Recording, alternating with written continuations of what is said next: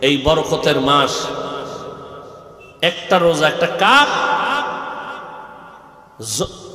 আরে উড়ন্ত যত পাখি এর মধ্যে কাকের হায়াত বেশি।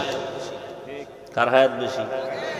এই কাক যখন জন্ম হয়, নবীজি বলেন এই কাকটা জন্ম হইয়েই যখন উড়তে থাকে খোলা আসমানে, উড়তে উড়তে সামনের দিকে যাইতেছে, বলে যাইতে যাইতে কত দূর, এত দূর গেছে যে যাইতে যাইতে বিরামহীন ভাবে বুড়া হয়ে গেছে। এই পরিমাণ শুধু উড়ছে, তাহলে বুড়া হওয়া পর্যন্ত উড়িয়া কত দূর গেল? কত শত কোটি মিলিয়ন ট্রিলিয়ন বিলিয়ন সীমানা পারাইয়া কোথায় গেল? যাইতে যাইতে শুধু বুড়া না, ওর মরণ হয়ে গেছে। মরণ পর্যন্ত শুধু উড়তে উড়তে সামনে গেছে। কত দূর?